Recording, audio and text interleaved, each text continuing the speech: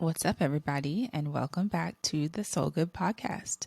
My name is Brittany Rose, and I am your host. Thank you so much for coming to this space and allowing yourself an opportunity to listen to my platform. If this is your first time tuning in, I would like to give you a little bit of information just about what the Soul Good Podcast is about, what we've talked about so far, and why you even clicked on the button to listen to this episode. So, the Soul Good Podcast is a space where we talk about healing in all the ways. We discuss the ins and outs of the healing journey and the things that are not so fun, the things that are amazing, and just get into it with real content about what's expected when you're embarking on this journey to better yourself, right?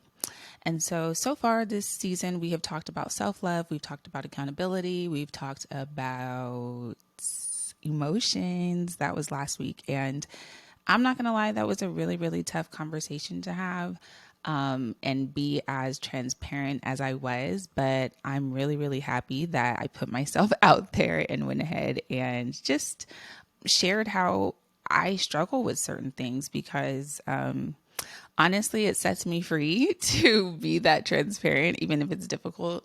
I feel a lot better afterwards, just not having to be this perfect person, right? Being able to just share how I too have struggled, even though I'm evolving, I still make mistakes. I still am learning along this journey. And so it's just real good to share and be open with you guys, even though it's scary.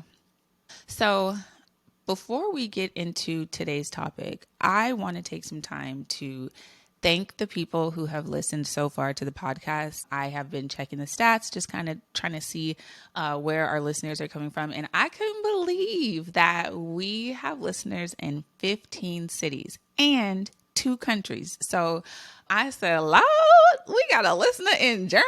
I ain't never been to Germany. I don't know nobody in Germany, but shout out to you in Germany for listening to this good old little podcast that we got going on here. And for my folks in the States, I did not forget you. I'm going to shout y'all out individually. We have Seattle, Spanaway, Fresno, California, Phoenix, Arizona, Houston, Texas, Kent, Washington, Vancouver, Washington, Atlanta, Georgia, Twin Falls, Idaho, Dallas, Texas, Jacksonville, Florida, Grand Prairie, Texas, St. Augustine, Florida, and Fairfax, Virginia. Shout out to all of y'all for listening to this platform. It just tickles my heart to see that more than one person is listening to this, because when I came into this journey, I didn't know what to expect. As I kind of shared a little bit last episode, I just had high hopes that at least one person would listen.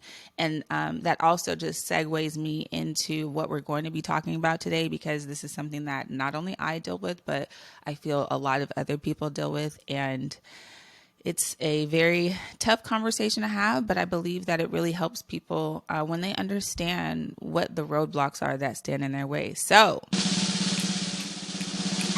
today, y'all, we have a guest in the building that's unique, but unique to everybody. We are going to be talking about self-doubt, right? Like it's not fun to talk about, but I really am actually excited to have this conversation because I believe it's going to set some people free and help some people be able to move forward in their lives as we all learn these ways and tools that we can overcome self-doubt and learn to believe in ourselves. Before we move into how self-doubt affects you, it's really important that while we're doing this and while we're navigating this healing journey, that you understand what these things are. And the reason why I break them down like that is because when I first started this journey in healing, it was very difficult for me to start doing new things that I didn't even know what they were, right? So you can tell someone what to do, but part of the what is learning how to do that and what it even looks like. And so that's why with every episode, I like to break down the topics with a definition so that we're going into these tools with a practical understanding of what it is that we're even trying to achieve, right? And so the reason why I chose today's topic is because it's something that I'm actively dealing with, and I kind of want to dive deeper into what it is that I'm dealing with and share that with folks. Self-doubt in and of itself and its entire concept really keeps people from believing in themselves and unfortunately makes people stuck. I think it's really important to understand the outside factors that play a role in our self-doubt. We live in an era now where social media is everywhere and it's a huge part of our lives. And social media happens to be a platform for comparison. And so by seeing all these other people accomplishing things and posting their highlights of the great moments in their lives, it can definitely breed comparison, which, if you don't know, is a thief of joy. So it's really important that we understand what self-doubt is and how we can start to believe in ourselves on our healing journey and just in our lives in general. So y'all know I don't be stealing. I got this definition from a place on the internet called Berkeley Wellbeing Institute. And I actually really, really enjoyed this definition, and I hope you do too. So let's get into it. What is self-doubt, you may ask yourself, right? Self-doubt can be defined as a state of uncertainty about the truth of anything.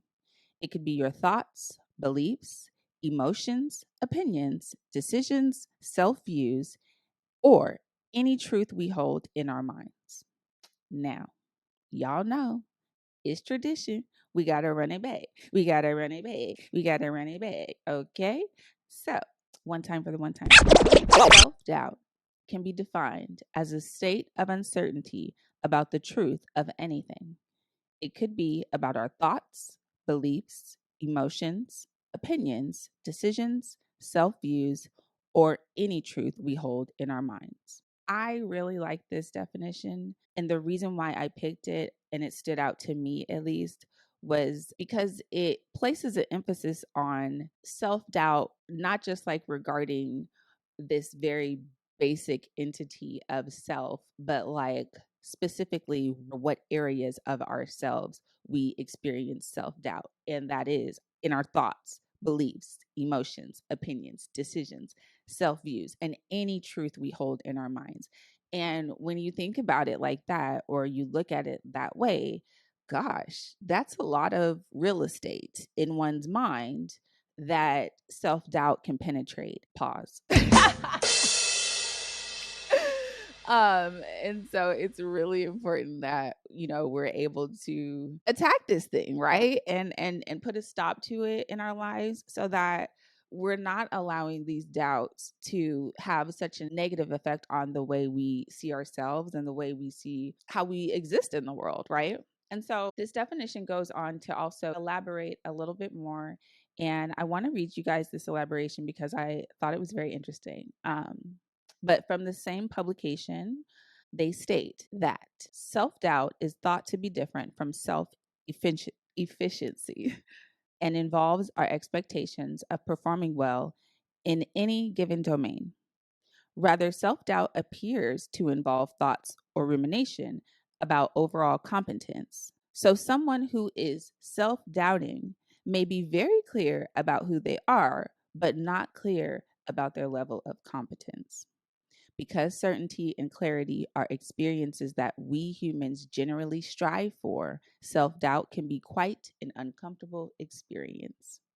And so, right away, what stuck out to me about that definition was the fact that it actually separates who you are from what you're capable of. And I'm not going to lie, it was kind of triggering because when I was even just thinking about self-doubt and like how it affects me and how it kind of muddies the waters in my life, I was like, well, dang, that is real because you know, I've never really been someone who didn't necessarily know who I was. I've always kind of seen myself in a way of like feeling comfortable with my identity. However, I have always struggled with feeling confident in my ability to do things. And so when I saw this separation and this distinction made about self-doubt, not necessarily meaning that you don't know yourself, but you don't know your limits or you don't know your capabilities, it made it a lot easier for me to process, because it's like, okay, cool. I don't have identity issues. Not to say that they're not a thing and they don't exist, and that they also don't play a role in like our self-sabotage and the way we see ourselves. But when we're talking about self-doubt in terms of believing yourself and believing in what you're capable of, the emphasis is on what you're capable of. So I hope that that gives people a little bit more of like a better understanding of what self-doubt is and how we're going to talk about it and the ways that we can improve when it comes to believing in ourselves, especially in our ability to accomplish things like goals and dreams that we set out to accomplish, right? Now that we know what self-doubt is, we're going to take it a little bit further and identify and understand some root causes for self-doubt, right? So when we ask ourselves, where does self-doubt come from, right? Number one, past experiences. Number two, childhood upbringing. Number three, comparison to others. Number four, facing new challenges. And number five, fear of failure and or fear of success. So the reason why I didn't dive deep into those and what they look like is because I'm going to just tell you straight from experience some of those things that I dealt with and how they affected me. And this is the part of the show where I start to pit a little bit and it gets a little hot because I got to tell my business. But like I said, at the end of each episode, I feel a little bit more free and hopeful that the information is helping somebody else, even though it is my dirty laundry. Okay. And so when I ask myself, because every episode I ask myself, how have these things affected me so that I can get the true kind of testimony of how I struggled with these things. Uh, just like last episode, I was affected by these things. I was affected by self doubt in a lot of ways. And self doubt is something that I deal with regularly, but being able to like actually identify what areas I was struggling in and which areas are hard for me specifically was very, very difficult. But we're here, right? One of the causes of self-doubt that I identified with was past experiences. And so being someone who's had somewhat of a very traumatic past and experienced painful things in life, I have noticed that that trauma has made me question myself, has made me question um, my worth and whether I'm capable of accomplishing things that I desire. I believe that my past experiences have, in some way, shape, or form, tried to kind of attack my identity in a way where the things that I hear in my mind or have told myself when it comes to stepping out on faith or doing new things, it's like, what makes you think you can do that? You're not capable. And so those experiences have shaped a lot of the way that I view myself. And not recognizing that was very detrimental to me and my ability to accomplish the things that I wanted to do and set out with in my life.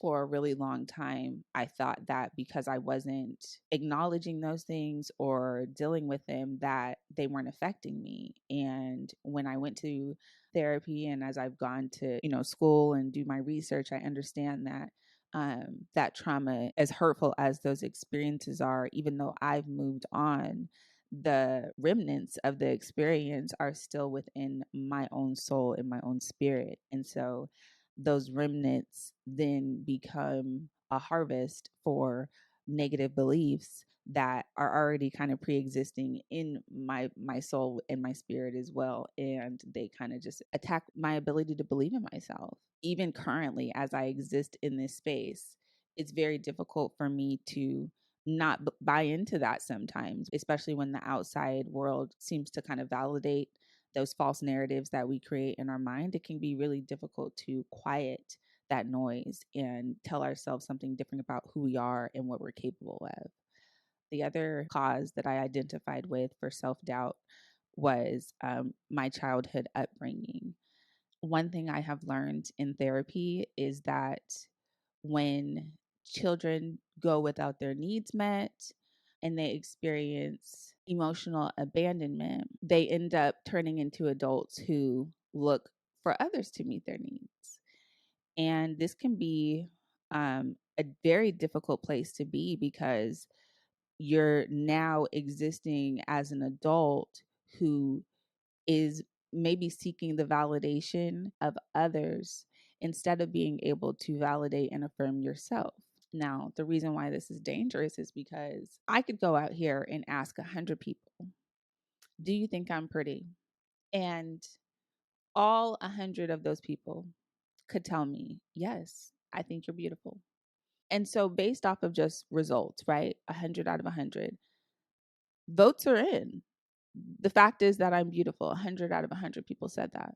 But if I don't believe that myself, if within my own mind, body, and spirit, I do not believe that I'm beautiful, then I'm not going to act as though I'm beautiful. And so when we don't have our existence validated as children, when we don't have our identities validated as children, who we are and what we can accomplish is a lost thought to us. So, growing up, I always felt like if I were able to just accomplish certain things, then that's where my belief in myself could come from. Like, based off the fact that I'm able to produce something. I became very results oriented when it comes to like proving my worth, really. It's like you think that the more you produce, the more valuable you are. And so it took me years to understand that my value is not necessarily attached to anything that I produce, but simply in who I am. However, getting to that place is still a very difficult thing for me, just based off of those difficult emotions that I've experienced as a child and going forward without necessarily getting them acknowledged. And so these truths that are not necessarily truths, my brain has to unlearn them. And that is a process that stems from the way that I was brought up and the things that I believed with about myself as a child. And this is difficult to talk about, you guys. Like I'm going to just be honest. It's real hard to talk about the things that have negatively affected you. It's very difficult to talk about your childhood, especially when there were things that may have taken place that were very hurtful and painful. But I do think it's important that we start having conversations about what our childhoods were like, because a lot of us experience a lot of the same things. And we don't have those conversations because we're feeling very singular in our experiences in life. And that is, I'm going on a tangent now, but ride with me. But like that's what shame does to you, and that's what guilt and trauma does to you. It makes you feel like you are singular when truthfully we are more connected by our trauma than we are by anything else. I truly believe that. And so without going on more of a tangent, I'm going to get into the third cause of self-doubt that I really identified with, and that is new challenges. And what they mean by that is new challenges making you doubt yourself and your ability to go forward with those challenges, right? And so that really stuck out to me because at first I was thinking of like new challenges in the way of like maybe new business ventures or something like I identify with that. But when I thought about it on a more broad perspective, one of the biggest challenges that I've had is this healing journey, because everything that you're doing in terms of trying to grow, trying to evolve, trying to be a better person, right? It's all at the expense of doing something new. When you typically react a certain way, or you typically have a go to vice or coping mechanism, that's just your go to, right? And so if you're being presented with the same situations, but you're wanting different results, the one thing that has to change is you and your variables that you bring to the table. And by putting yourself in a situation where you're wanting new results, well, it's going to bring about some new challenges. Anytime you're putting yourself into unfamiliar territory, whether it's starting a new job, whether it's creating a new business, whether it's having a baby. I mean, there's so many different things that we take on. There's a lot of newness in life in general that we take on, and that can present challenges with the way we see ourselves and our ability to accomplish those things. And depending on how attached you are to whatever it is that you tell yourself about yourself, then you have the ability to remain stuck, because you will not find balance with having self doubt, but also having belief in yourself, or stepping out on faith and believing that you may be able to accomplish what it is that you're setting out to do. Specifically to the healing journey, anytime I find myself where the old self is like, Angel over here, girl, choose peace. Don't choose violence. What would Jesus do? And then over here, you have blow it up, light that shit on fire, call her up, like that's what it's dealing with. And so being able to recognize, like, okay, who am I going to choose? What am I going to face? Am I going to lean over on this side that tells me I can accomplish anything, that I'm an incredible human being, that I deserve happiness? Or am I going to choose to believe the side of me that's saying I don't deserve these things, or that I do deserve to experience like disappointment and sadness, and I am always going to let people down? Because those are the voices in our heads that we hear when it's time to do new things. And even for myself in this moment, doing this show, it's terrifying. I'm going to be 100% honest with you. It is very terrifying. I do this on a daily basis. And when I say this, I mean like have these conversations. These are conversations that I have with my friends, family about healing, because it's something that I'm very passionate about, but taking it to the next step and believing that like I could do this was very challenging for me. And so as we move forward and kind of pivot into talking about ways to combat self-doubt, I'm going to break down some of my favorite ways to overcome self-doubt and move forward with whatever it is that you want to do for yourself and accomplish for yourself, doing that from a place of confidence and believing in yourself. Okay.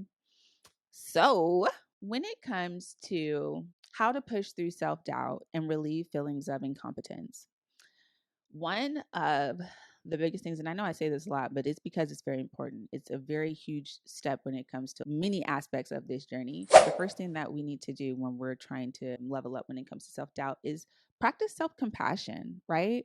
Like, I am guilty of holding myself hostage to the past. If I'm trying to see myself in a new way, I'm like tethered sometimes to mistakes that I've made in the past, choices that I've made in the past that may not have been the best choice for me.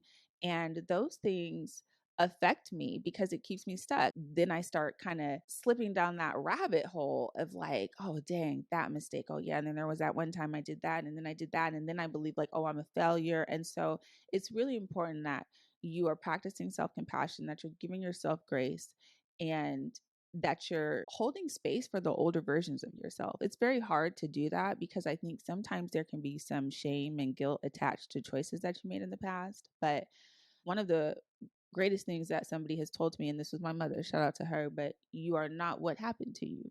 You are not your past. That is a very freeing statement to say to somebody who kind of holds themselves hostage to, like I said, the mistakes that they made or the choices that they made in their past. And so I would tell you the same thing. You are not your past and you are not what was done to you. You have the ability to start fresh and create new ideas and act on those ideas and those dreams as you choose to, if that's the desires of your heart. And so, number two, the way that I have to kind of push through self doubt is by challenging my thoughts about myself. Now, this one is hard, I'm not going to lie, because if negative thoughts are your base, right? If that's like your go to, then yes, it's going to be a challenge to pivot and start saying positive things. But most certainly it is possible. I don't know who needs to hear this, but your thoughts become your beliefs and your beliefs become actions.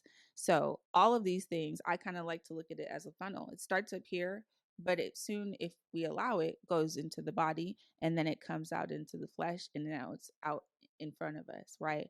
And so that can be pertaining to positive thoughts, that could be pertaining to negative thoughts. It really just depends on you and what you choose to breathe life into when it comes to the thoughts that infiltrate your mind. When it comes to self-doubt, what we want to do is shift from those negative thoughts that we can't do things, that we're not capable, that we won't be able to pull these off, that we're not good enough, that we're not worthy, that we don't deserve these successes. We want to move away from those thoughts and then begin to tell ourselves why we do deserve to have these good experiences, why we do believe in ourselves, why we do think we can accomplish this, right? What are the tangibles that you have leading up to this new accomplishment? There's certainly something in your past, there's certainly something in your present that can point to your ability to be able to do whatever it is that you're setting out to do. And so focusing on that, telling yourself a new story, telling yourself a new narrative, and challenging yourself is one of the greatest ways to step out on faith and just put yourself in a new light. One of my favorite stories that I've heard about like changing and being able to believe in yourself is from this podcast that I listened to. He talks about how you want to become better, you want to do something different, and you're having a hard time believing in yourself and your ability to make that change. He gives an example of a person who is a smoker and is trying to quit smoking. I love this story because it's super, super simple, but kind of makes you look at things differently. And so what you identify with and what you choose to believe, as I said, will dictate your actions. And as someone who's trying to stop smoking, he presents a scenario as if someone's to ask you for a cigarette. If you're trying to quit smoking and someone comes up to you and asks you, do you want a cigarette? And your response is, no, thank you, I'm trying to quit. You're identifying from the place of a smoker instead of the place of someone who doesn't smoke. And that blew my mind because I was like, who would have thought about it like that, right?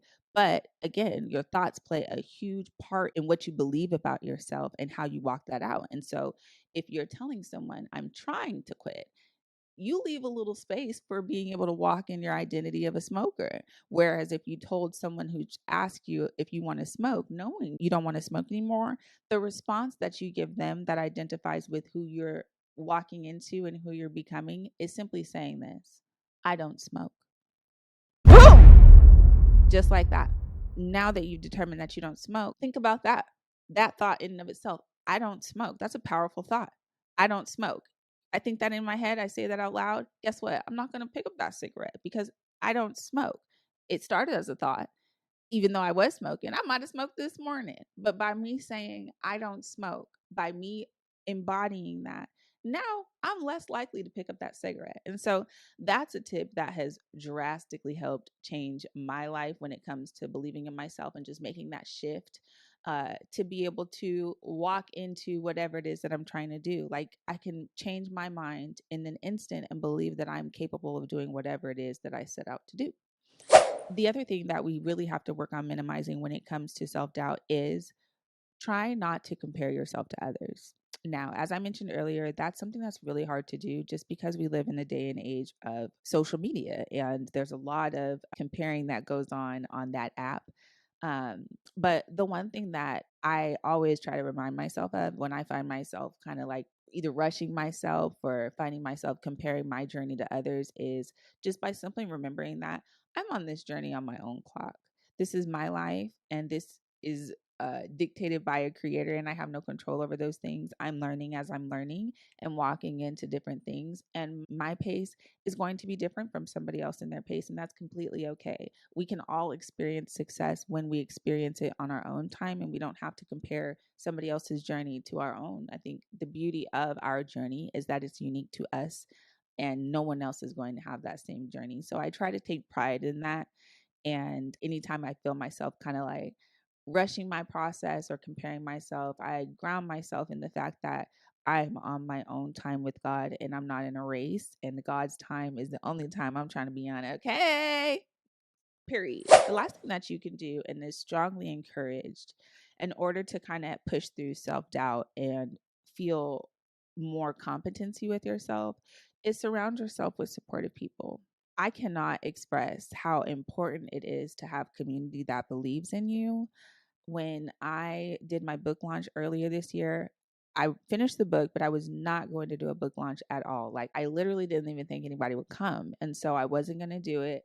And someone at my job convinced me to do it. And so I ended up reaching out to people, just like praying, that someone would be able to come to my book launch. And I ended up having a very good turnout full of people who were just proud and honored to support me. Right. And so that moment, that book launch was one of the most empowering moments of my life.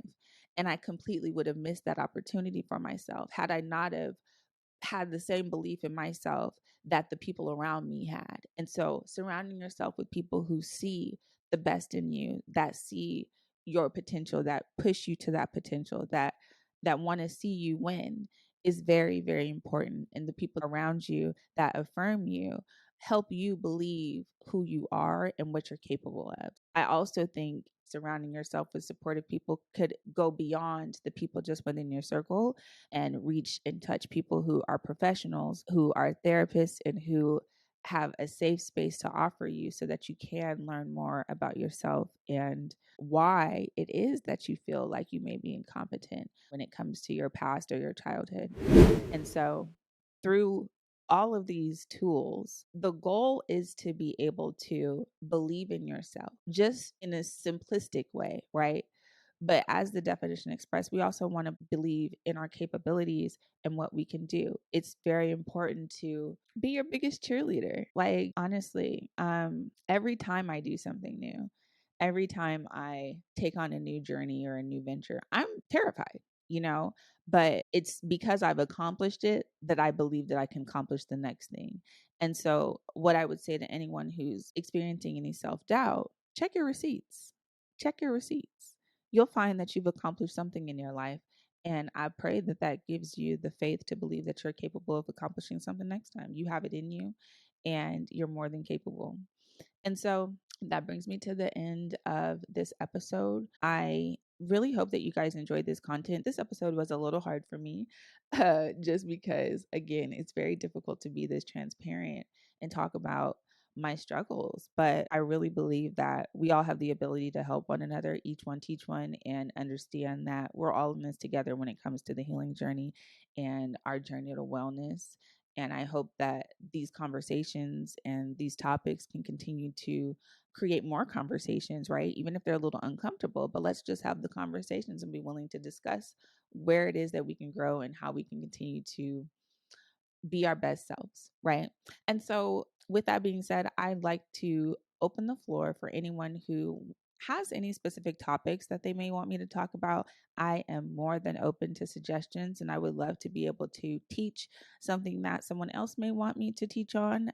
Those requests can be sent to our email at thesoulgoodpodcast@gmail.com. You can also slide in the DMs. You can slide in the DMs on Instagram. We are at the Soul Good Podcast. And yeah, so that wraps up the 4th episode of the Soul Good Podcast. I thank you so much for tuning in. I hope that you enjoyed this content. It's been a pleasure chatting with you. I am your host, Britani Rose, and I hope you have an amazing Soul Good Sunday. What's up, everybody? You have just completed yet another episode of the Soul Good Podcast, and I just wanted to thank you for listening today on this wonderful Sunday, wherever you are. I hope that you enjoyed the information that was shared with you today. It was really difficult to talk about my own struggles when it comes to self-doubt, how it affected me in the past, and to be honest, y'all, how it is still affecting me today. I hope that somebody feels more encouraged in their own journey to move forward with their dreams and pursuing their goals, knowing that they too can choose to believe in themselves and accomplish anything that you put your mind to. Don't forget to leave us a review if you enjoyed today's episode, and we look forward to seeing you next week. Happy Soul Good Sunday.